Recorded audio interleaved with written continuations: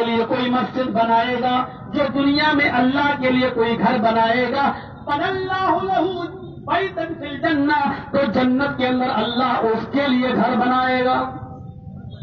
یہ دنیا میں جو ہم مسجدیں بناتے ہیں یا بنواتے ہیں، حقیقت یہ ہے کہ ہم خود جنت کے اندر اپنا گھر بنوا رہے ہیں، یہ کوئی معمولی چیز نہیں ہے میرے بھائیوں۔ اس لیے مسجدوں کا تعاون بڑھ چڑھ کر کیا کرو۔ جس نے دنیا میں اللہ کے لیے کوئی مسجد بنائی، سجدہ کرنے کی جگہ بنائی، تو اللہ جنت کے اندر اس کا گھر بنائے گا۔ میرے بھائیوں، اس نیکی کو کمزور نہ سمجھو، معمولی نہ سمجھو۔ حضرت عثمان غنی کی نیکی کو یاد کرو، مسجد نبوی کی چھت انہوں نے ڈلوائی تھی، بقیہ اور زمین انہوں نے خریدی تھی، اکیلے اللہ کے نبی تو چندر تمام لوگوں سے مانگ رہے تھے، لیکن عثمان غنی نے اکیلے ہی دے دیا تھا کہ نہیں، یہ کام میرے ذمے میں کر دوں گا۔ میرے بھائیوں، بڑھ چڑھ کر اس میں حصہ لیا کرو، اور بڑھ چڑھ کر حصہ لینے سے آپ کے لیے بھی جنت کے دروازے کھلیں گے۔ یہ سب جنت میں جانے کے دروازے ہیں، جنت میں جانے کے راستے ہیں۔ میرے بھائیوں، وہ آخری نبی اس دنیا میں آئے گا، آکاش کی یاترا کرے گا، جنت جہنم کا دورہ کرے گا، وہاں سے لوٹ کر جب آئے گا تو لوگوں کو جنت کے راستے، سورگ کے راستے بتائے گا۔ یہ سورگ کے جنت کے راستے تھے جو میں نے آپ کے سامنے رکھ دیے۔ کرپالو دیانم بھرت، کرپال دیا تو اس کے اندر کوٹ کوٹ کے بھری ہوگی۔ اللہ کے نبی محمد رسول اللہ جب سفر معراج پہ جاتے ہیں، ایسی رحمت دیکھیے، سفر معراج پہ جاتے ہیں، سدرۃ المنتہا سے آگے بڑھتے ہیں، اللہ تعالیٰ نبی اکرم کو تحفہ دیتا ہے، اور تحفے میں کیا دیا؟ 50 وقت کی نماز، 50 وقت کی نماز، جاؤ لے جاؤ۔ اللہ کے رسول بڑے خوش ہیں، 50 وقت کی نماز کا تحفہ مل گیا، لے کے آ رہے واپس، 50 وقت کی نماز کا تحفہ لے کے آ رہے۔ اب جب 7ویں آسمان سے واپس آئیں گے تو چھٹا آسمان پڑے گا نا، چھٹا آسمان پر موسیٰ علیہ السلام کھڑے ہیں۔ بھائی محمد صلی اللہ علیہ وسلم، اللہ نے کیا دیا؟ ذرا رحمت دیکھیے نبی کی، اللہ نے کیا دیا؟ اے موسیٰ، اللہ نے بہت بڑا تحفہ دیا، کیا دے دیا؟ 50 وقت کی نماز۔ موسیٰ نے کہا 50، کتنی زیادہ؟ کیا ہوا؟ پڑھ لیں گے تو آپ پڑھ لیں گے، جائیے اللہ تعالیٰ سے کہ پاس اور کم کرا کے آئیے۔ ارے کیسے کم کراؤں؟ اس نے 50 وقت کی نمازیں دی ہے۔ نہیں 50 وقت کی ٹھیک ہے، میں پڑھ لوں گا۔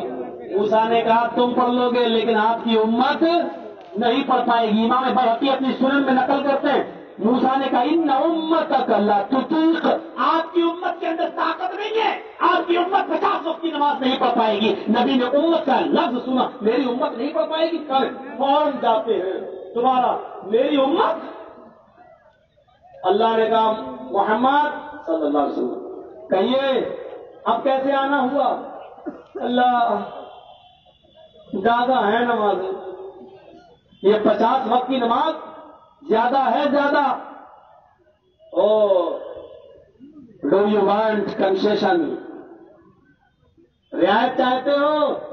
کنسیشن؟ ہاں، اے اللہ کچھ کم کر دے۔ اللہ نے کہا جاؤ، جب آ ہی گئے ہو تو 10 وقت کی کم کر دی، 40 وقت کی، ٹھیک ہے نا؟ ہاں ہاں، پھر چلے آئے۔ موسیٰ نے کہا کتنی رہ گئی؟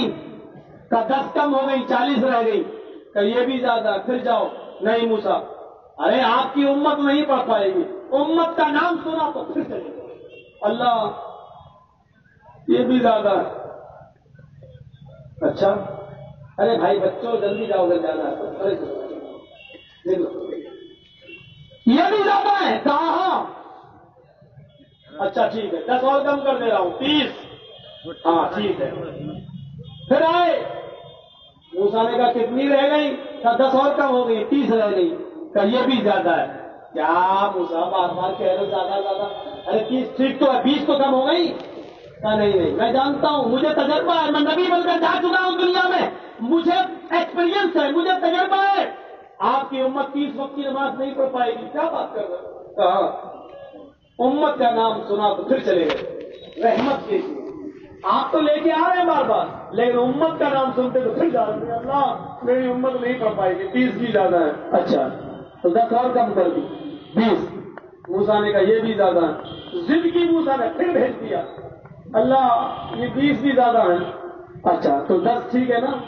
ہاں اب 10 لے کے چلے آئے۔ موسیٰ نے کہا کتنی کم ہو گئی؟ کہا 10 اور کم ہو گئی۔ 10 بس؟ کہاں؟ ارے تو ابھی 10 وقت کی نمازیں ہیں کہاں؟ ہاں اے محمد یہ بھی زیادہ ہیں۔ کیا زیادہ ہیں؟ 50 سے 10 رہ گئی، یہ کیا زیادہ ہیں؟ یہ تو پڑھ لیں گے ہم لوگ، چلیے۔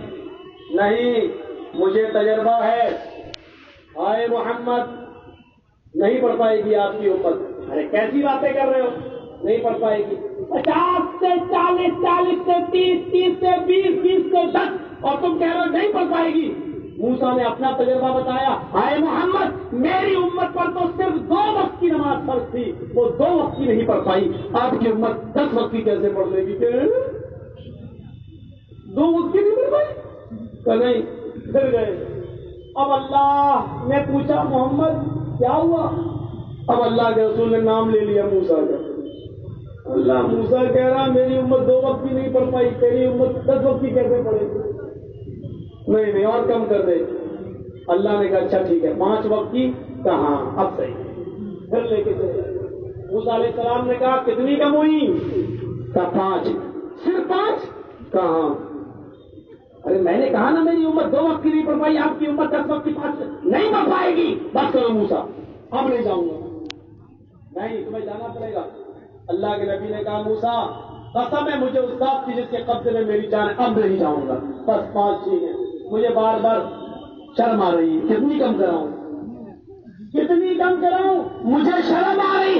غیب کی آواز آپ کی امام بیہقی اپنی سنن کے اندر نقل کرتے ہیں، غیب کی آواز آپ کی محمد تم مجھ سے شرما گئے، اگر ایک بار اور آ جاتے تو میں اور کم کر دیتا ہوں۔ تم بار بار آ رہے تھے، مجھے اچھا لگ رہا تھا، مجھ سے مانگتے تھے اچھا لگتا تھا، مجھ سے گزارش کرتے تھے کم کرنے کی تو میں کم کر دیتا تھا۔ اے محمد اگر ایک بار اور آ جاتے تو قسم ہے مجھے اپنی عزت و جلال کی میں اور کم کر دیتا، لیکن نہیں، اب تم نے قسم کھا لی کہ میں قسم ہے اللہ کی میں اب نہیں جاؤں گا، تو قسم ہے مجھے اپنے عزت و جلال کی اب میں کم نہیں کروں گا۔ جاؤ 5 وقت کی فرض ہو۔ بیٹھے سب سوچ رہے تھے یہی ایک غلطی کر گئے اللہ کے نبی، نعوذ باللہ، کاش ایک بار اور چلے گئے ہوتے تو اور کم ہو جاتی، 2 وقت کی رہ جاتی، کتنا مزہ آتا، صبح پڑھ لو شام کو پڑھ لو۔ جس کو پڑھنا ہے وہ 5 وقت کی بھی پڑھ لیتا ہے اور 5 وقت کے ساتھ ساتھ تہجد کی بھی پڑھ لیتا ہے، اور جس کو نہیں پڑھنا وہ 2-3 ٹائم کیا جمعے تک کی نہیں پڑھتا۔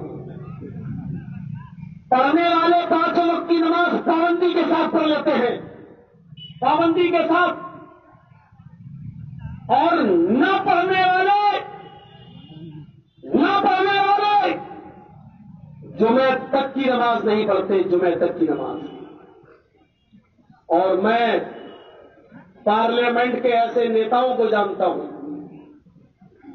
اللہ کی قسم آج بھی پارلیمنٹ میں ایسے نیتا موجود ہیں کہ چاہے کتنی لوک سبھا چل رہی ہو، چاہے کتنی بڑی راج سبھا چل رہی ہو، اذان کا ٹائم ہوا وہ اپنے کرسی سے اٹھے اور وہیں لوک سبھا راج سبھا میں ایک طرف پرے روم بنا ہوا ہے، وہاں انہوں نے وضو بنایا اور نماز پڑھی۔ پڑھنے والے پارلیمنٹ میں بھی پڑھ لیتے ہیں، پڑھنے والے لوک سبھا اور راج سبھا کے اندر بھی پڑھ لیتے ہیں، ان کو کوئی چیز نہیں روکتی ہے، اور نماز پڑھنے والے ٹرینوں میں بھی نماز پابندی کے ساتھ پڑھتے ہیں، نہ ٹرین کی سپیڈ انہیں روک پاتی ہے، نہ اسٹیشنیں ان کو روک پاتی ہیں، نہ بسوں ٹھیلوں ٹرکوں ٹرینوں کی آوازیں ان کو روک پاتی ہیں، اور نہ پڑھنے والے میرے بھائیوں وہ جمعہ تک تو چھوڑو ہی بقرعید کی نماز بھی نہیں پڑھتے۔ یہ تو اپنے اوپر ڈیپینڈ کرتا ہے، اپنے اوپر۔ جس نماز کو کرشن جی پڑھتے ہوں 5 کہیں گے یوگی اجیت سدتماتمانم رہستھا ایکاکی اچتاتما نراشیر پرگرہ قسم اللہ رب کعبہ کی قسم کرشن جی 5 وقت کی نماز پڑھتے تھے. کوئی ماں کا لال ہندو ہو تو بحث کرے, بھارت کا کوئی پنڈت کو ہمت ہے تو چیلنج دیتا ہوں بحث کرے. 5 وقت کی نماز پڑھتے تھے کرشن جی. پنچم سمایا کر سب کیا ساشتانگ کرتے تھے, سجدہ کرتے تھے, ڈانڈا رکوع کرتے تھے. ہردیا نما اپنے دونوں ہاتھوں کو سینے پر رکھ لیا کرتے تھے, سر سجدے کی جگہ پہ جھکا لیا کرتے تھے. ہردیا سینے پر ہاتھ باندھتے تھے, نما سر جھکا لیا کرتے تھے. سینے پر ہاتھ باندھنا, سر سجدے کی جگہ سر کرنا, لگتا ہے کرشن جی بھی اہل حدیث تھے. سینے پہ ہاتھ رکھنا, نما سر نیچے کرنا, ڈانڈپ اپنے دونوں ہاتھوں کو سرینڈر کرنا. یہ لیجیے رسول العین اگنی میلے. ہردیا اپنے دونوں ہاتھوں کو سینے پر رکھ کر وہ یہ پڑھا کرتے تھے اگنی میلے مہیدے رس سویتو پرشتوتی بسور دیامانا نئے سپت آسمان. اگنی اللہ کا نام میلے پرارمب کرتا ہوں, شروع کرتا ہوں. اگنی میلے شروع کرتا ہوں اگنی کے نام سے. سب سے پہلے جو اگنی تھا, سب سے پہلے اللہ کے نام سے شروع کرتا ہوں. بسم اللہ الرحمن الرحیم شروع کرتا ہوں اللہ کے نام سے. مہی دیوس سے سویتو پرشتوتی. مہی مہان ہے ہمارا, دیوس سے دیوتا, جس کے لیے سویتو ساری کی ساری پرشتوں کی پرشنسا ہے. مہان ہے ہمارا وہ دیوتا جس کے لیے ساری کی ساری پرشنسا تعریف ہے. الحمدللہ رب العالمین تمام تعریفیں اس اللہ کے لیے جو دونوں جہان کا پالنے والا ہے. بسور دیامانا جو بڑا دیالو اور کرپا کرنے والا ہے. اور الرحمن الرحیم جو بڑا ہی رحم کرنے والا انتہائی مہربان ہے. نئے صوبہ رائے آسمان, نئے ہے ناؤ پار لگانے والے, ہے مصیبت کو دور کرنے والے, ہے خدا, ہے رب, ہے اللہ. سوپر تھا سو سندر پتمانی راستہ, ہے میرے اللہ مجھے سندر راستے پر چلا. آسمان ہماری بھلائی کے لیے, ہماری کامیابی کے لیے ہمیں نئے راستے پر, سندر راستے پر چلا. اہدنا الصراط المستقیم, اے اللہ ہم کو صراط مستقیم پر, سچے راستے پر چلا. کرشن جی سورہ فاتحہ بھی پڑھتے تھے, پکے اہل حدیث تھے نا. اب ڈر لگتا ہے کہ کچھ لوگ یہ نہ کہنے لگے کہ ہمارے امام تو ابو حنیفہ تھے, تمہارے امام کرشن جی, لے لو اپنا کا امام. یہ تو بالکل ایسی مثال ہوئی, لومڑی کو انگور نہیں ملتے تو کہتی کھٹے ہیں. یہ دوسری بات ہے. ہم آپ کو یہ بتانا چاہ رہے ہیں کہ سورہ فاتحہ کرشن جی پڑھتے تھے, 5 ٹائم کی نماز کرشن جی پڑھتے تھے. یوگی پورے شریر کی یوگ نماز نہیں ہوتی, کرشن جی کرتے تھے. سست مات مانم برابر کنٹینیو پڑھنا, کبھی مت چھوڑنا. ایک آدمی یچتاتما, ایک اللہ کے سامنے کھڑے ہو جانا اور اپنی آتما کو, دل کو اسی کی طرف لگا لینا, یعنی ادھر ادھر مت دیکھنا. دیکھیے نماز میں کیا صورت حال ہے, ادھر ادھر نہیں, ایسے نہیں. بہت سے لوگ ہوتے ہیں ایسے کرتے رہتے, اس کی عادت ہوتی ہے, اللہ ایسے کرتے رہتے. لیکن آتما, اپنی آتما کو اسی کی طرف لگا لو. نراشیر, سب سے نراش ہو جاؤ, لیکن اوپر والے سے نراش مت ہونا. پرکرہ وہی سب کچھ دینے والا.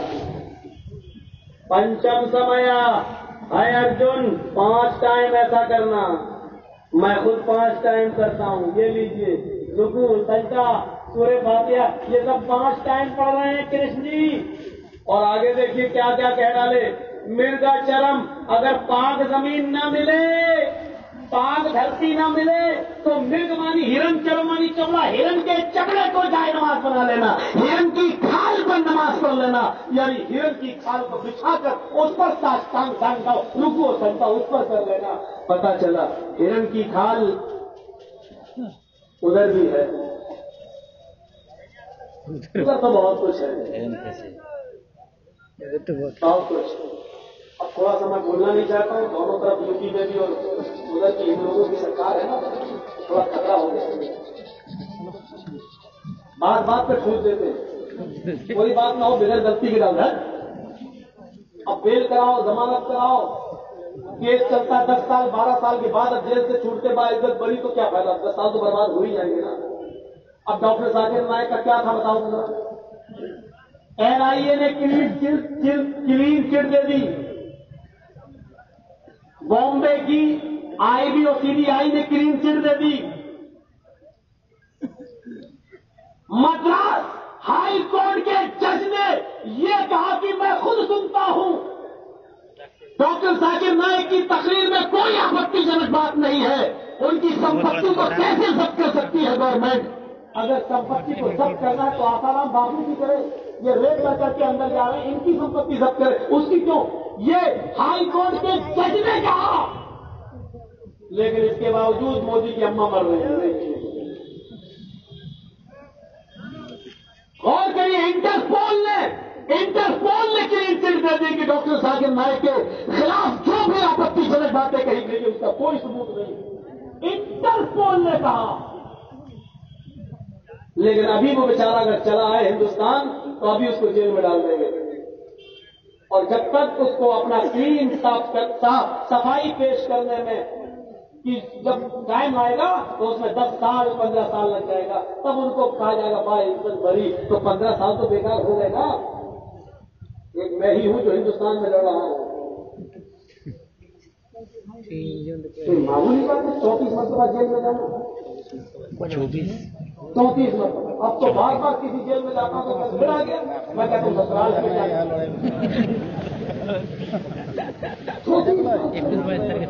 معمولی بات ہے. اس مرتبہ تھوڑا لمبے سمے کے لیے ویسے 3-4 دن نہیں نکال دیتے ہمارے، اس مرتبہ 4 دن ہو، اس لیے کہ وہ اکھلیش کی جیسی میں اندر گیا اکھلیش کی ہٹ گیا تو یوگی آ گیا. اب کہاں سے چھوٹنے والا تھا؟ سرکاریں بدلتی ہیں تو ججوں کے دماغ بھی بدل جاتے ہیں. اس سے بڑی حالت اور کیا ہوگی بھارت کے ہندوستان کے لوکتنتر کی، جمہوریت کی، کہ سپریم کورٹ کے 5 ججوں میں سے 4 جج یہ کہنے پر مجبور ہو گئے کہ بھارت کے لوکتنتر کو خطرہ ہے، جمہوریت کو خطرہ ہے، کیونکہ چیف جسٹس BJP کے نیتاؤں کا کیس وہی لے جاتا ہے، اسی جج کو ٹرانسفر کر دیتا ہے جو جج BJP کا ہوتا ہے، اور وہ اس کو کلین چٹ دیتا ہے. بھارت کے لوکتانترک ڈھانچے کو خطرہ ہے. یہ بات سپریم کورٹ کے 5 ججوں میں سے 4 ججوں نے کہی ہے. اب رہ کیا گیا ہے؟ مولوی ججی سنکیت کرو گے، تمہارے اماں نے دودھ پلایا تمہیں. سپریم کورٹ کے ججوں نے یہ بات کہی ہے، سپریم کورٹ کے ججوں نے. کر لو ظلم جتنا کرنا ہو، کہ ظلم کی ٹہنی کبھی پھلتی نہیں اور ناؤ کاغذ کی سزا چلتی. کتاب القواعد کے اندر ایک واقعہ نقل کیا گیا ہے. ایک آدمی بہت ہی غریب اور 10 بچوں کا باپ ایک تالاب سے مچھلی پکڑ کے لا رہا ہے. بڑی مچھلی ہے، اس مچھلی کو ہی اپنے بچوں کو کھلانا چاہتا ہے. ذرا سنیے یہ واقعہ، اوپر تک اس کی بات جائے گی، اوپر تک. ڈائریکٹ نام نہیں لوں گا لیکن آپ سمجھ جائیں گے. سنتے جائیے. میں جانتا ہوں کہ اب جب 1 بجے گا تو یہاں لوگ بیٹھنا گوارا نہیں کرتے ہیں. زمانہ بہت تیزی سے آگے بڑھ گیا ہے. جیسے دلی اور بمبئی میں رات کے 10 بجے کے بعد پروگرام نہیں ہوتا ہے، اسی طریقے سے اب آپ لوگ بھی 12 اور 1 بجے کے بعد پروگرام پسند نہیں کرتے. ہونا بھی چاہیے ایسا. یہ کوئی ٹھیک ہے بھائی تک چلے گا؟ میرے بھائیوں، وہ تالاب سے مچھلی نکالتا ہے اور اپنے بچوں کے لیے مچھلی لے کر جا رہا ہے. راستے میں ایک پاورفل سورسفل آدمی ملا. مچھلیاں میں دے صاحب، مچھلی میری ہے اور میں نے تالاب سے نکالی ہے، میں اپنے بیوی اور بچوں کو کھلاؤں گا، میرے پاس اس مچھلی کے علاوہ کوئی دوسری چیز نہیں ہے. اس نے کہا دے رہا یا نہیں دے رہا؟ دبنگ لوگ ہوتے ہیں، دبنگ، انہیں کو کہتے ہیں دبنگ. مچھلی دے. وہ چھین رہا ہے. اس نے کہا بھائی مچھلی اگر لے ہی رہے ہو مجھ سے تو کم سے کم اس کی قیمت دے دو تاکہ میں کچھ سبزیاں بھی خرید کر اپنے بچوں کو کھلا سکوں. تو سر حق دیے. ہم سے قیمت مانگ رہا ہے, جانتا نہیں ہے میں کون ہوں اس علاقے کا. یہ کون ہے اس علاقے کا؟ کہہ رہا میں شیر ہوں اس علاقے کا. ہجڑے اپنے آپ کو شیر کہنے لگے. غریب آدمی پر ظلم کرنے والا اپنے آپ کو شیر سمجھے. ایک موٹر سائیکل والا کسی سائیکل والے کو مار دے ٹکرائی, اور وہ یہ سمجھے کہ میں نے بہت بڑا تیر مارا, یہ ہجڑا ہے ہیرا. ایک 4 ویلر والے سے کوئی بیچارہ رکشے والا ٹکرا گیا اور وہ گاڑی سے نکلا, مارا رکشے والے کو, اور وہ سمجھتا ہے کہ میں نے بہت بڑا کارنامہ, ہجڑا ہے یہ رکشے والے پر ظلم کر رہا ہے. ابھی تیری ہمت سے تو مودی کو مار کے دکھا جو پورے ہندوستان سے ظلم کر رہا ہے. تیری ہمت ہے تو نتیش کو مار کے دکھا جس نے وشواس گھات کیا ہے. ہمت ہے تیری, تیری ہمت یہ اس کو مارے گا رکشے والے کو, اور اپنے آپ کو بہادر بنتا ہے. مولوی جزیز تجھے ہجڑا کہتا ہے, ہجڑا کیا سوچا کرنا ہوتا ہے. یہ ہجڑے اپنے آپ کو بہادر بنے لگے. اس نے مچھلی چھینی, 2-4 تھپڑ مارے, اس نے قیمت مانگتا ہے. مچھلی چھین رہا ہے اور یہ مچھلی اپنی لے رہا ہے. میرے بھائی اس کے علاوہ میرے بیوی بچوں کے پاس کھانے کو کچھ نہیں ہے, 2 دن سے ویسے ہی بھوکے ہیں, ویسے ہی 2 دن سے بھوکے. اس نے مچھلی چھین لی, اس نے بھی اس کا ہاتھ پکڑا اور انگوٹھے کو کاٹ لیا. اور وہ طاقتور آدمی تھا ظالم, اس نے اس کے منہ سے, اس کے دانتوں سے اپنا انگوٹھا چھڑا لیا اور لات مار اور مچھلی لے کے بھاگ گیا. یہ اس کو اس وقت تک دیکھتا رہا جب تک کہ وہ مچھلی اس کی آنکھوں کے سامنے اور وہ ظالم اس کی آنکھوں کے سامنے سے اوجھل نہیں ہو گیا. اس نے مچھلی کاٹی, اپنے یار دوستوں کو کھلائی, پکائی اور کھا گئی سب لوگ. رات میں جب یہ آدمی بستر پہ جاتا ہے سونے کے لیے, ظالم اس کے انگوٹھے میں درد شروع ہوتا ہے. یہ وہی انگوٹھا ہے جو ایک مظلوم نے کاٹا تھا مچھلی چھینتے وقت, اور ظالم نے اپنے اس مظلوم کے منہ سے اپنا ہاتھ چھڑا لیا تھا. ابھی انگوٹھا درد کرتا ہے, درد بڑھتا جا رہا ہے. چراغ جلا کے دیکھتا ہے تو انگوٹھا پوری طرح کالا ہو چکا ہے. انگوٹھا پوری طرح کالا ہو چکا ہے. تب اسے کراتا ہے, لیکن فجر کی نماز کے بعد یہ طبیب حکیم کے پاس جاتا ہے اور کہتا ہے میرے انگوٹھے کو دیکھو کیا ہوا. ارے انفیکشن, زبردست زہر, اس کا تو کوئی علاج نہیں ہے. یہ انگوٹھا تمہارا یہاں سے کاٹا جائے گا, اور اگر تم نے انگوٹھا نہیں کٹوایا تو یہ تمہارا پورا کا پورا ہاتھ کھا جائے گا. نہیں صاحب کاٹ دو. انگوٹھا کاٹ دیا گیا, پٹی لپیٹ دی گئی. یہ سمجھا کہ میرے انگوٹھے سے زہر کا اثر نکل گیا. 3 مہینے گزر گئے, انگوٹھا کٹ چکا ہے, 3 مہینے گزر گئے, لیکن اب اس کے پنجے میں درد شروع ہوا 3 مہینے کے بعد. اور دھیرے دھیرے درد اتنا بڑھ گیا کہ پورا پنجہ کالا پڑ گیا. یہ حکیم کے پاس آیا, حکیم جی دیکھیے, یہ تو پورا پنجہ کالا ہو گیا. نہیں, آپریشن کرتے وقت انگوٹھا کاٹتے وقت کوئی عنصر رہ گیا تھا, کوئی جراثیم رہ گیا اور اس نے تمہارے پورے پنجے کو کالا کر دیا. اب سنو, یہ پوری کی پوری کلائی کاٹی جائے گی, یہاں سے پنجہ کاٹا جائے گا. اگر تم نے یہ پنجہ نہیں کٹوایا تو یہ زہر تمہارے پورے جسم میں پھیل سکتا ہے. حکیم جی صحیح سے کرو آپریشن بھائی. لیجیے, پنجہ کٹ گیا. 5-6 مہینے پھر اسی حال میں رہتا ہے, پھر اس کی کلائی میں درد شروع ہوتا ہے.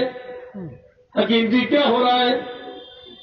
زہر پھیل گیا, کوئی حصہ باقی رہ جاتا ہے, آپریشن سکسیسفل نہیں ہو رہا ہے. اب یہ کوہنی تک ہاتھ کرواؤ. এলাম বিশনপুরের মৌলানা আব্দুল কাদের সাহেবের একটা পোতা নাই চলে হারিয়ে গেছে ছোট মতন, আব্দুল জাফর বলে নাম. তো 8 বছর বয়স আছে. ছেলেটা যদি কেউ পেয়ে থাকেন তো দয়া করে স্টেজে পৌঁছে দেবেন. একটা ছোট ছেলে বাচ্চা হারিয়ে গেছে, কেউ যদি কেউ পেয়েছেন তো স্টেজে পৌঁছে দেবেন. اس نے پوری کوہنی تک کلائی پوری کروا دی. 5-6 مہینے اور گزر گئے, اس کے بازو میں درد ہونے لگا. وہ حکیم کے پاس آیا, دیکھیے کیا بات ہے, تم یہ آپریشن کیسا کر رہے ہو؟ حکیم نے کہا تمہارا بازو کاٹا جائے گا. بازو کاٹنے کے بعد یہ بتاؤ پھر کیا گارنٹی ہے, کیا ہو رہا ہے یہ؟ حکیم نے کہا رک جاؤ, میری سمجھ میں نہیں آ رہا, میں آپریشن تو بالکل صحیح کر رہا ہوں, لیکن تمہارا آپریشن سکسیسفل کیوں نہیں ہو رہا ہے؟ اب مجھے پہلے یہ بتاؤ کہ تمہارے انگوٹھے میں درد شروع کیسے ہوا؟ اب پوچھ رہا ہے. کہا کہ میں نے آج سے 2 سال پہلے ایک مظلوم آدمی, غریب آدمی کی مچھلی چھینی تھی. اس کے پاس سوائے اس مچھلی کی اس کی بیوی بچوں کے پاس کھانے کے لیے کچھ نہیں تھا. وہ چیخ رہا تھا, چلا رہا تھا, لیکن میں نہیں مانا. میں نے اس سے چھین لی. اس نے چھینتے وقت میرا انگوٹھا اپنے دانتوں سے دبایا اور کاٹ لیا, لیکن میں طاقتور تھا, میں نے چھڑا لیا اپنا ہاتھ. یہ درد میرا اسی دن سے شروع ہو رہا ہے. اس حکیم نے کہا اب میرے پاس تیرا کوئی علاج نہیں ہے. اب میں سمجھ گیا, اب تیرا بازو کاٹا جائے گا. بازو کاٹنے کے بعد بھی یہ زہر رکے گا نہیں, تیرے پورے جسم میں یہ زہر سرایت کر جائے گا. اگر تو چاہتا ہے کہ تو ٹھیک ہو جائے تو اس مظلوم آدمی کو ڈھونڈ لے, کہیں مل جائے تو اس سے اپنی جرم کی, اپنی غلطی کی معافی مانگ لے. اگر تیرا بھائی تجھے معاف کر دیتا ہے تو تیری یہ بیماری رک جائے گی اور تیرا یہ ہاتھ یہیں پر رک جائے گا, ورنہ اب کچھ نہیں ہوگا. ضرور اس مظلوم نے تجھے کچھ بددعا ہے. اچھا, وہ بھاگتا ہوا گیا. 2-4 دن ڈھونڈنے میں لگا, لیکن اس آدمی کو ڈھونڈ لیا. کہتا میرے بھائی تم مجھے معاف کر دو. اس نے کہا تم کون ہو؟ دیکھو تمہاری وجہ سے میرا ہاتھ کاٹا گیا ہے بازو تک. میں نے تو آج تک کسی کا ہاتھ نہیں کروایا. تم ہو کون؟ ارے میں وہی ہوں, آج سے 2-2.5 سال پہلے تمہارے ہاتھ سے میں نے مچھلی چھینی تھی اور تم چیخ رہے تھے, چلا رہے تھے کہ میرے بیوی بچوں کے پاس اس کے علاوہ کوئی ذریعہ معاش نہیں, اور میں نے جبرن چھین لی. تم نے میرے انگوٹھے کو اپنے منہ میں رکھ کے کاٹا. دیکھیے اس انگوٹھے میں زہر پھیلا, انگوٹھا کاٹا گیا. پھر پنجے میں زہر پھیلا, پنجا کاٹا گیا. پھر کلائی میں زہر پھیلا تو کلائی کاٹی گئی, کوہنی کاٹی گئی, بازو کاٹ دیا گیا. اب ڈر ہے کہ میرے جسم میں نہ پھیل جائے, تم مجھے معاف کر دو. اس نے کہا میرے بھائی میں نے تمہیں معاف کر دیا, مجھے نہیں معلوم تھا کہ میری بد دعا کا یہ اثر ہوگا. تم نے بد دعا کی تھی؟ ہاں میرے بھائی, میری زبان سے بد دعا نکل گئی تھی. اگر مجھے یہ معلوم ہوتا کہ تیرا یہ حال ہو جائے گا تو میں کبھی بد دعا نہیں دیتا. میرے بھائی میں نے تجھے معاف کر دیا. اچھا یہ بتاؤ کہ تم نے بد دعا کیا دی تھی؟ کہا میرے دوست جب تم ہمارے ہاتھ سے مچھلی چھین کے جا رہے تھے تو میرے بچوں کا نقشہ میری نگاہوں میں آ گیا تھا. 2 دن سے میرے بچے بھوکے تھے, میری بیوی بھوکی تھی. میں یہی بڑی مچھلی لے کر جا رہا تھا. میں سوچ رہا تھا کہ آج میری بیوی میرے بچے پیٹ بھر کے کھانا کھائیں گے, لیکن میرا یہ لقمہ بھی تو چھین کے لے گیا. جب تو میری آنکھوں سے اوجھل ہو گیا تو میں نے نظر آسمان پہ ڈالی اور فرمایا اے اللہ, جس نے میری بیوی اور میرے بچوں کے منہ سے روٹی کا لقمہ چھینا, نوالا چھینا, اے اللہ تو اس دنیا میں اس کو ایسی سزا دے کہ اس کو لوگوں کے لیے نشان عبرت بنا دے. اللہ اس کو لوگوں کے لیے مقام عبرت بنا دے. میری زبان سے یہ بد دعا نکلی, لیکن مجھے نہیں معلوم تھا کہ میری یہ بد دعا قبول ہو جائے گی. جاؤ میں نے تجھے معاف کر دیا. وہ آدمی کہنے لگا اب میں ٹھیک ہوں, تم نے معاف کر دیا, اب میرا ہاتھ یہیں تک رہے گا. اب اس کے بعد زہر میرے اوپر میرے جسم میں نہیں پھیلے گا, اور پھر اس کے بعد سے اس کا زہر نہیں پھیلا. میرے بھائیوں, اس پورے واقعے کو بتانے کا میرا مقصد یہ ہے کہ ظلم اتنی بری چیز ہے, اللہ کے اوپر کوئی قانون نہیں بنا سکتا. سیلاب آتا ہے, گاؤں کے گاؤں تباہ ہو جاتے ہیں, لیکن کوئی ہے جو اللہ کو سزا دے؟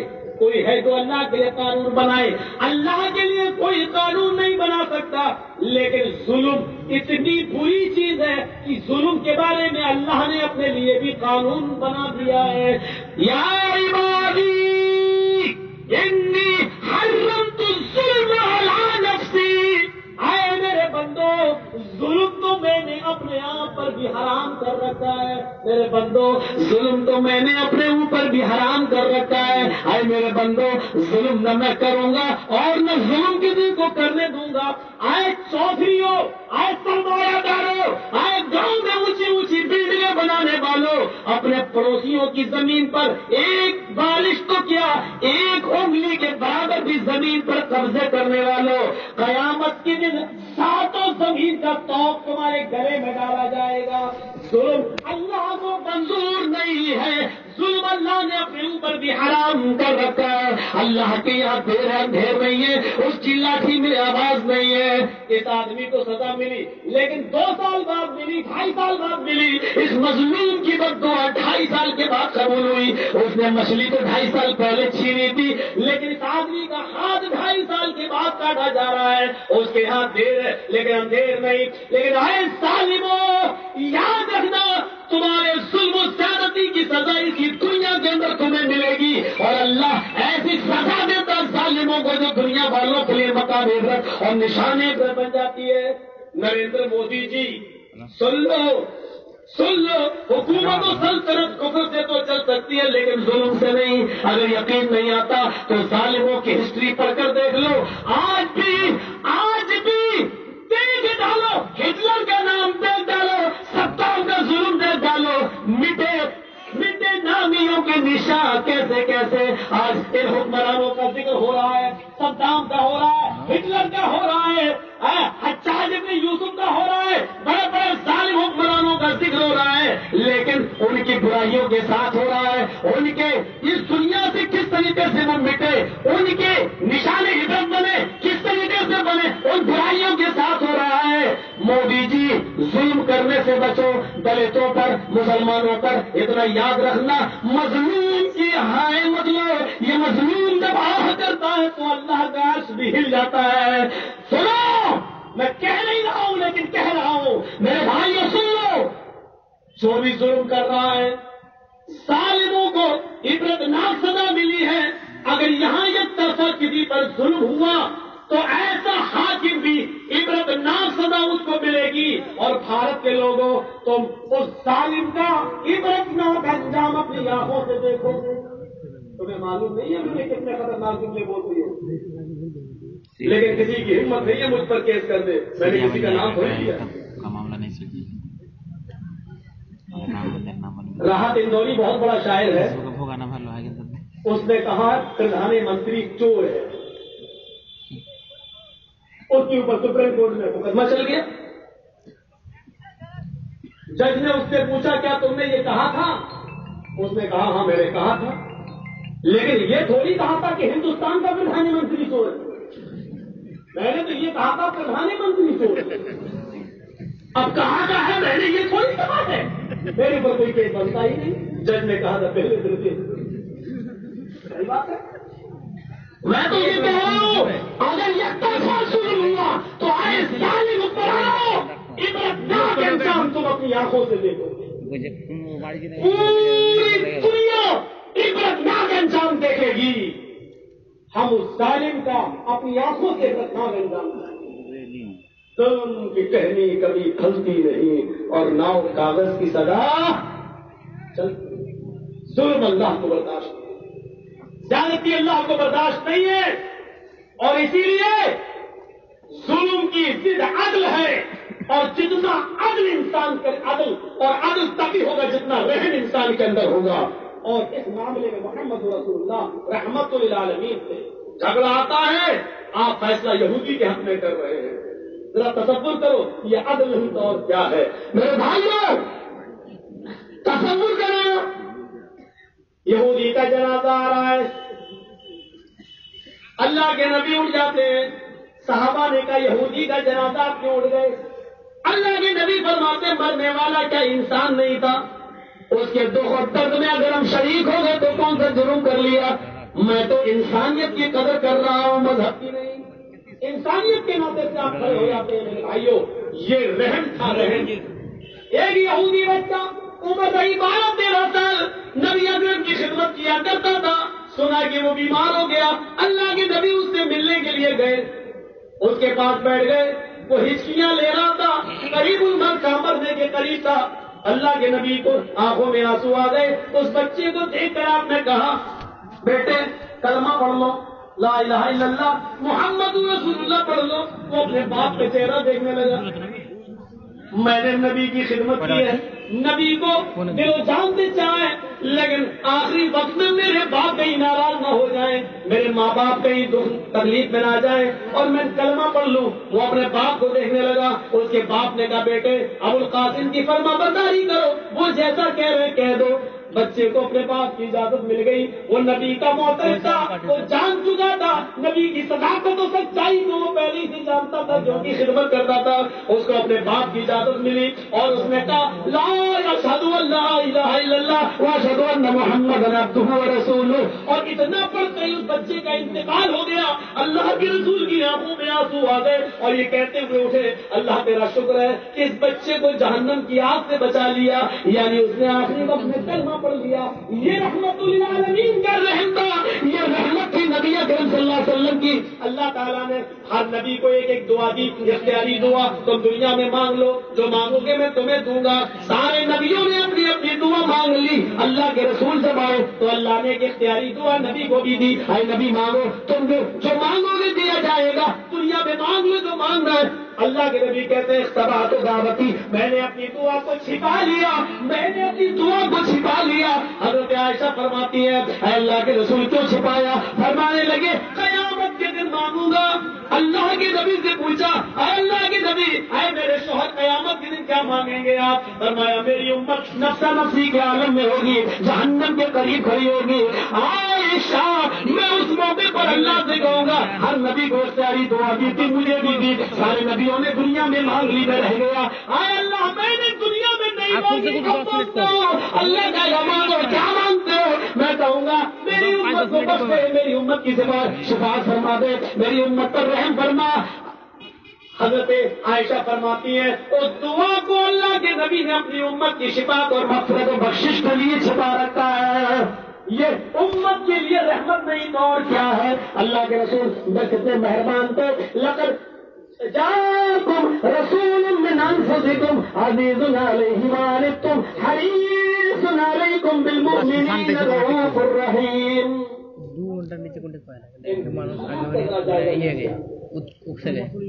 مومنوں کے لیے کچھ خاص رحمت ہے، کچھ خاص۔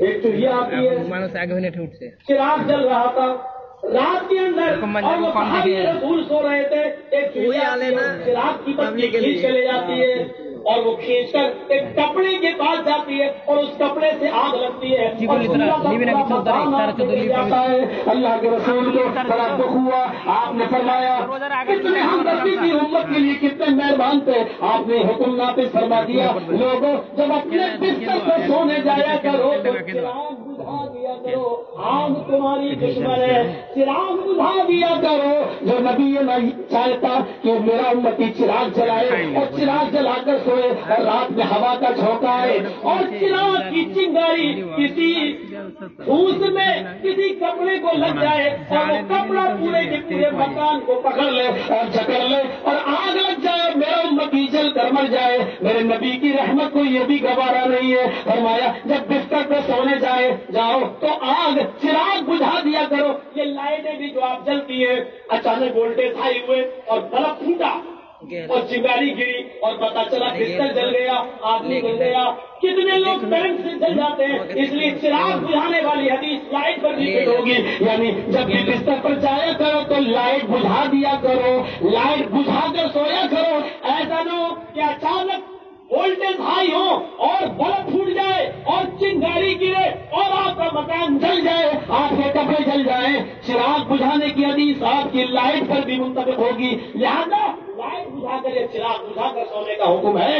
میرے بھائیوں ہمارے نبی فرماتے ہیں جب بستر پہ سونے جاؤ تو 3 بار بستر کو جھاڑ لیا کرو, اس کے بعد سویا کرو. میرے نبی کی رحمت کو یہ بھی گوارا نہیں ہو رہا ہے میرا امتی نماز پڑھ کے آئے, نیند کی حالت میں اور اچانک بستر پہ سو جائے, چراغ بجھا دے اور سو جائے اور اس پر چھپکلی پڑی ہو, بچھو پڑا ہوا ہو اور وہ میرے امتی کو کاٹ لے ڈس لے اور اس کے زہر سے میرا امتی مر جائے. اس لیے حکم دے رہے ہیں نیند کا غلبہ ہے. اگرچہ نماز عشاء پڑھ کے آئے ہو, چراغ جل رہا ہے تو پہلے 3 مرتبہ اپنے بستر کو جھاڑ لو اور اس کے بعد چراغ بجھا دو اور بستر پر سو جاؤ. چراغ بجھاؤ, بستر جھاڑ لو.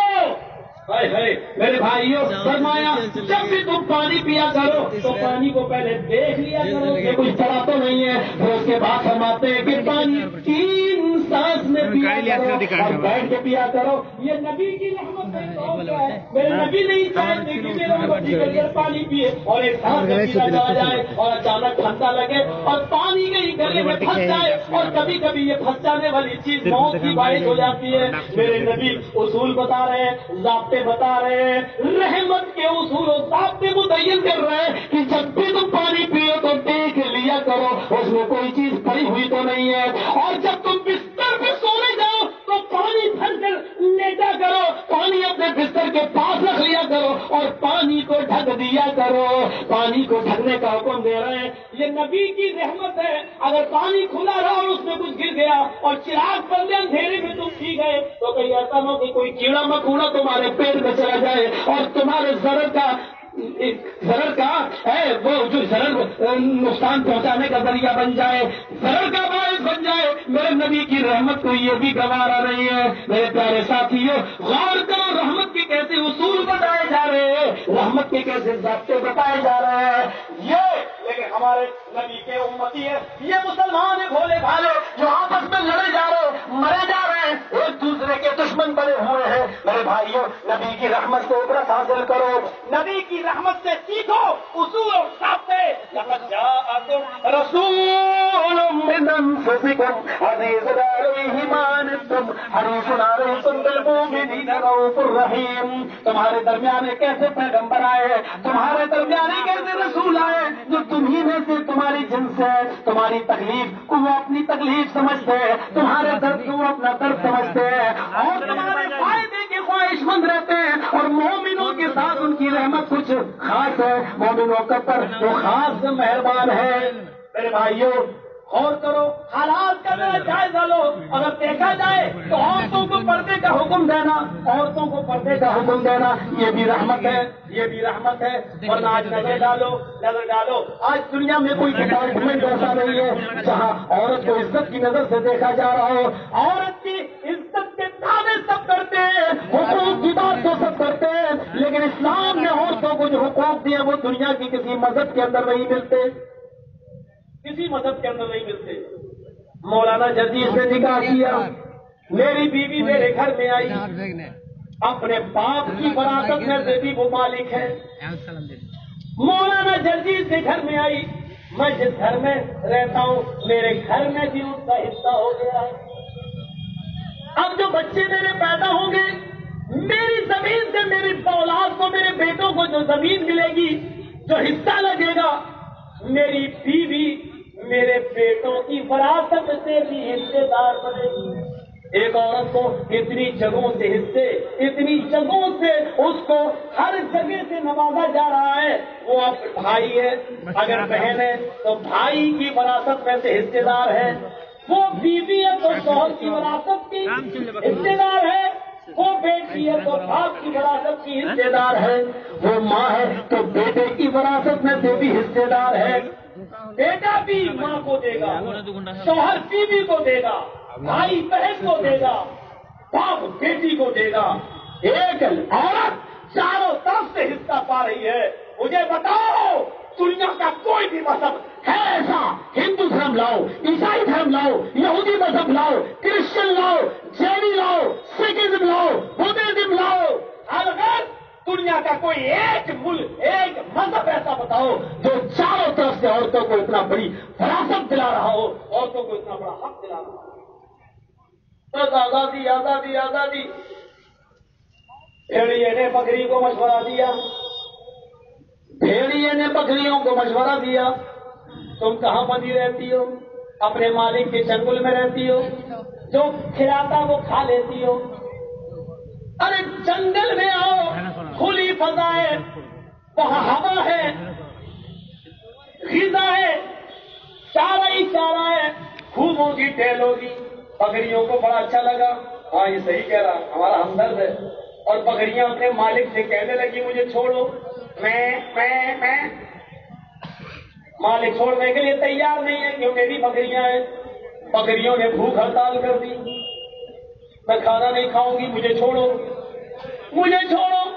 एक बूढ़ी बकरी आई और बकरियों से कहने लगी, भेड़िए की बातों में मत आओ, ये तुम्हारा हमदर्द है, जिसकी तुम बकरी हो, तो तुम्हारा मालिक जो खिलाए वो खा लो, जो पिलाता पी लो, यहाँ तुम सेफ हो, महफूज हो, तुम जंगल में मत जाओ। वो सारी बकरियां कहने लगी बूढ़ी से, ए बुढ़ी, अब तुमने तो अपनी जिंदगी जी ली, तुम तो बुढ़ी हो चुकी हो, तुम अब कितने दिन जिंदा रहोगी, हमें हमारी जिंदगी जीने दो। नहीं नहीं, हमें तुम्हारा मशवरा नहीं गवारा, हम तो बाहर जाएंगे। कितने हमदर्द है भेड़िया, कहने लगा बाहर ग़िज़ा है, घूमने की जगह है, खाना छोड़ दिया, मजबूर हो गया बेचारा बकरियों का मालिक, और उसने रस्सी खोल दी।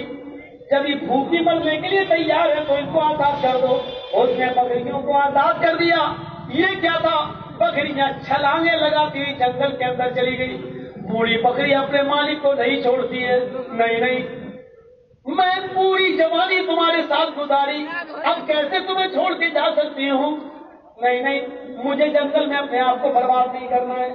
सारी बकरियां जंगल में, इस पहाड़ी में चढ़ती, उस पहाड़ी में चढ़ती, इस झाड़ी में खाती, उस झाड़ी में मुंह डालती, खाना खा रही है, चारा चर रही है, खुली फजा है, आपस में टहल रही है, खेल रही है, उछल रही है, कूद रही है और अपनी आजादी का जश्न मना रही है।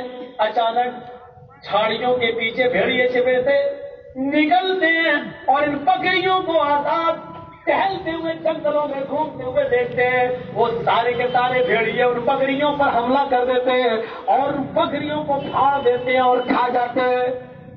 ये भेड़िया था जिसने आजादी का मशवरा दिया था, और यही भेड़िया उन बकरियों को खा गया। मीडिया वालों लिखो, तुम्हारी माँ ने तुम्हें हलाल दूध पिलाया, तो मौलवी अजीज के सेंटेंस लिखो। आज औरतों की आजादी का जो नारा लगा रहे हैं, औरतों की आजादी का जो नारा लगा रहे हैं, ये दर हकीकत वो भेड़िए हैं, ये दर हकीकत वो भेड़िए हैं जो औरतों की आजादी के बहाने उनके जिस्मों तक पहुंचना चाहते हैं, औरतों की आजादी के बहाने उनके शरीर का शोषण करना चाहते हैं और कर रहे हैं। वरना मुझे बताओ, इस दुनिया के अंदर कौन सा डिपार्टमेंट ऐसा है जहाँ औरत को इज्जत मिलती है? फिल्मी दुनिया में जाए तो सबसे पहले डायरेक्टर उसका शोषण करता है। हम किसी फैक्ट्री के बॉस हैं और मुझे कोई लड़की पर्सनल सेक्रेटरी के लिए चाहिए, तो हम देखते हैं कौन सी खूबसूरत है, और जो खूबसूरत नजर आती है उसको हम पर्सनल सेक्रेटरी बना लेते हैं, और पर्सनल सेक्रेटरी से हम अपने जिस्मानी ताल्लुकात कायम करते हैं, क्योंकि हमें 10,000 महीना देना है। हम जो कि पैसे वाले हैं, 10,000 उसको ऊपर से और देते हैं लिपस्टिक लगाने का, क्रीम पाउडर का, और वो अपने खर्चे पूरे करने के लिए अपने आप को हमारे हवाले कर देती है। मेरे भाइयों, मुझे दुनिया में कोई एक ऐसा डिपार्टमेंट बता दो जहां औरत की इज्जत हो, जहां उसके जिस्म का शोषण नहीं किया जा रहा हो, जहां उसके जिस्म से खिलवाड़ नहीं किया जा रहा हो। 2 रुपए का साबुन भी अगर आज बिकता है तो उस वक्त तक नहीं बिकता जब तक कि उसके ऊपर लड़की का फोटो न लगाया जाए। आज लड़कियों के नंगे जिस्म को जब तक न लगाया जाए और लड़कियों का फोटो न लगाया जाए, वो चीज़ बिकने का नाम नहीं लेती है। कभी अकरम में और तो पर्दे का हुक्म देकर तरक्की कर बहुत बड़ा रहम किया है। मेरी बहनें, मेरी बेटियां, मेरी कौम की बच्चियां अगर पर्दे में रहेगी तो कोई भी उनकी तरफ तेरी नजर डालने की जरूरत नहीं करेगा। आप खुद ही बताओ, 2 सगी बहनें हैं, दोनों पलाची खूबसूरत हैं, दोनों बाहर निकल रही हैं। एक ने चेहरा छिपा रखा है, हाथों में ग्लव्स, पैरों में सॉक्स पहन रखे हैं, चेहरा छिपा रखा है, ढीला ढाला बुर्का पहन نقاب لگا لیا ہے، ہاتھوں میں گلیوز ہے، پیروں میں ساکس ہے، اور اسی کے بغل میں دوسری اس کی سگی بہن، بال کھلے ہیں، جینز پہنی ہوئی ہے، اسکرٹ پہنی ہوئی ہے، ٹی شرٹ پہنی ہوئی ہے، ہاف آستین کے ٹی شرٹ ہے، بال کھلے ہیں، لپسٹک لگی ہوئی ہے، اونچی ایڑی کی سینڈل پہنی ہوئی ہے. یہ دونوں سگی بہنیں اپنے گھر سے نکلتی ہیں. چوراہے پر کچھ چھچورے لڑکے کھڑے ہیں، کچھ اوباش لڑکے کھڑے ہیں. ایمانداری کے ساتھ بتانا، دل پر ہاتھ رکھ کے بتائیں. میڈیا والوں، آزادی کے نعرے لگانے والوں، ایمانداری کے ساتھ بتانا، دل کی گہرائی سے بتانا. چوراہے پر جو چھچورے، اوباش، نالائق، اپنے ماں باپ کی غلط تربیت پائے ہوئے، جن کو اچھی تربیت نہیں ملی گھر سے، جیو کی سم لگانے والے، رات رات بھر گندی فلمیں دیکھنے والے، ایسی نالائق اولاد چوراہے پر کھڑی ہے. ایمانداری کے ساتھ بتانا، ان دونوں سگی بہنوں میں سے یہ لڑکے اب کسی کو چھیڑیں گے تو کس لڑکی کو چھیڑیں گے؟ نقاب والی کو، برقعے والی کو، گلیوز پہنے ہوئے اس کو، ساکس پہنے ہوئے اس کو جس کا چہرہ نہیں دکھ رہا اس کو، یا جینز والی کو، ٹی شرٹ والی کو، بال کھلے ہیں، لپسٹک لگی ہے، اونچی اڑی کی چپل پہنے چل رہی، ٹک ٹک ٹک. ادھر لڑکوں کے دل کر رہے تھک تھک تھک. ایمانداری کے ساتھ بتانا، بڑی امیدیں تم لگاتے ہو، یہی فرقہ ہے، بہت دور نہیں ہے آپ کے، بستی سے کلیا تک ہے، یہی موزم پور کا علاقہ ہے. یہی میڈیا والے میرے پاس آئے، کہنے لگے اسلام میں پردہ ہے کہ نہیں؟ میں نے کہا ہے. کہنے لگے ثانیہ مرزا اسکرٹ پہن کے کھیلتی ہے، آپ کیا کہیں گے؟ میں نے کہا آپ نے اسلام کا نام لیا، بتا دیا، ثانیہ مرزا کا نام کیوں لے رہے ہو؟ آپ نے جب یہ کہہ دیا اسلام میں پردہ ہے یا نہیں، میں نے کہہ دیا ہے. آپ نے یہ پوچھا کہ اسکرٹ پہن کے کھیل سکتی ہے یا نہیں لڑکیاں، میں نے کہہ دیا اسلام کے اندر نہیں کھیل سکتی. اب آپ کہہ رہے ثانیہ مرزا کھیلتی ہے، اس کے بارے میں آپ کیا کہو گے؟ میں نے کہا جب میں نے کام بات کہہ دی ہے تو ثانیہ مرزا کا نام اچھالنے کی کیا ضرورت؟ کہنے لگا نہیں بتانا ہوگا. میں نے کہا تو یہ بتاؤ ثانیہ مرزا کیا تمہاری بہن لگتی ہے؟ کہنے لگا نہیں تمہیں بتانا ہوگا. میں نے کہا تجھے بتانا ہوگا کہ تیرا کیا رشتہ ہے ثانیہ مرزا، اس کا نام تو کیوں لے رہا ہے؟ کہہ رہا اس کی مرضی، اگر وہ اسکرٹ پہن کے کھیلتی ہے تو تمہارا کیا جا رہا ہے؟ میں نے کہا اسلام کے اندر اسکرٹ پہن کے کھیلنے کی اجازت نہیں ہے.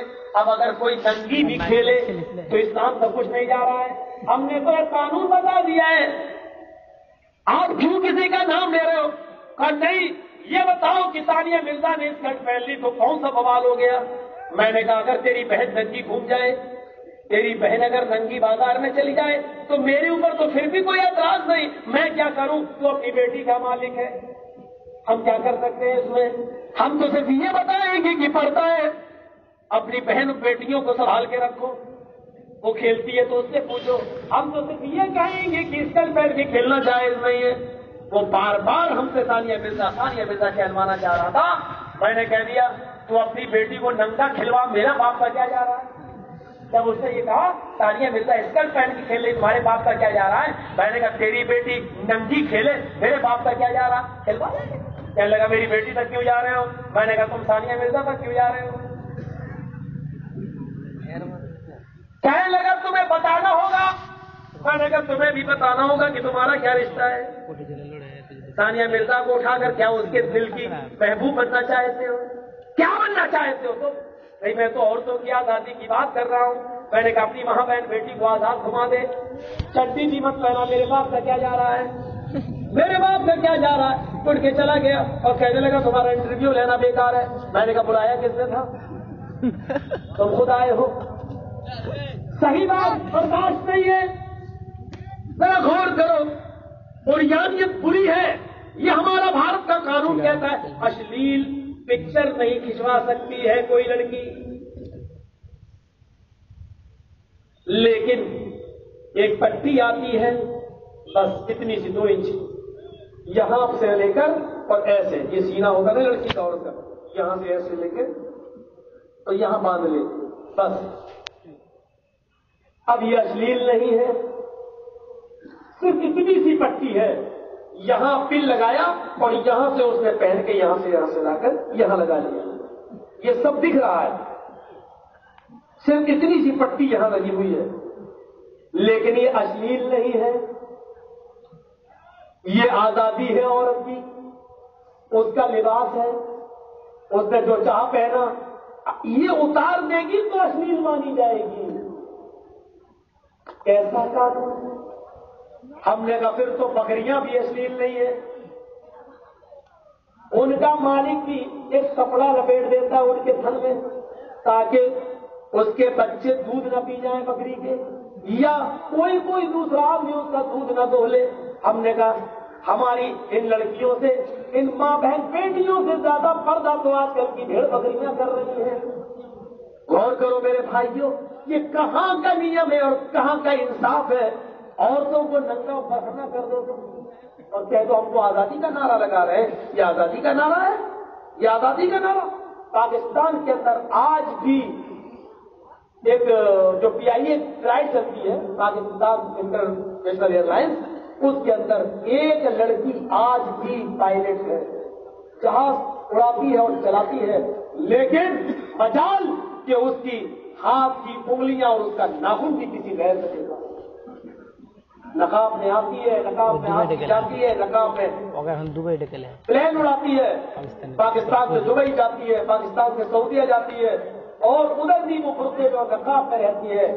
میں بتانا یہ چاہتا ہوں کہ اگر کوئی لڑکی ترقی کرنا چاہے, بزنس کرنا چاہے, سروس کرنا چاہے تو پردے میں رہ کر بھی وہ کر سکتی ہے. اگر کوئی پائلٹ بھی بننا چاہے تو پردے میں رہ کر, پردہ کسی لڑکی کی ترقی کی راہ میں رکاوٹ نہیں بن سکتا ہے. اس نے پردے میں رہ کر ایک مثال قائم کی ہے, ایک مثال قائم کی ہے. اس کو سعودی گورنمنٹ بلانے لگی, ہمارے یہاں آ جائیے, ہماری یہاں ہاسٹل بن جائیے, تم تو لوگوں کے لیے اور پوری دنیا کی عورتوں کے لیے ایک آئیڈیل ہو, ایک ماڈل ہو. لیکن اس نے کہا نہیں, میں پاکستان کی عورتوں کے لیے آئیڈیل بننا چاہتی ہوں, میں پاکستان کی لڑکیوں کے لیے نمونہ بننا چاہتی ہوں, میں پاکستان کی لڑکیوں کے چہرے پر تھپڑ مارنا چاہتی ہوں. جو لڑکیاں پاکستان کی یہ کہتی ہیں کہ پردے میں ہم رہیں گے تو ترقی نہیں کر پائیں گے, ہم نے پردے میں رہ کر یہ ترقی کر کے دکھائی ہے, پردے میں رہ کر ہم اتنے اونچے مقام پر پہنچ کے دکھائے ہیں. میرے بھائیوں, ایک عورت اگر پردے میں رہ کر بھی ترقی کرنا چاہے تو ہم اپنے سماج اور سوسائٹی پر نظریں ڈالیں اور غور کریں. میرے 2 قصے پورے ہو گئے ہیں. میرے بھائیوں, اسلام دین رحمت محمد رسول اللہ رحمت للعالمین تھے. آخر میں پھر کہتا ہوں کہ اس مسجد کے لیے تعاون کرتے ہوئے جائیے گا. اللہ سے دعا ہے کہ بارے الہ ہماری خطاؤں کو معاف فرما دے, اور جب تک زندہ رہے اسلام پر رکھنا, اور جب ہمارا خاتمہ ہو تو ایمان پر فرمانا. وما علینا الا البلاغ المبین. وآخر دعوانا الحمد للہ رب العالمین.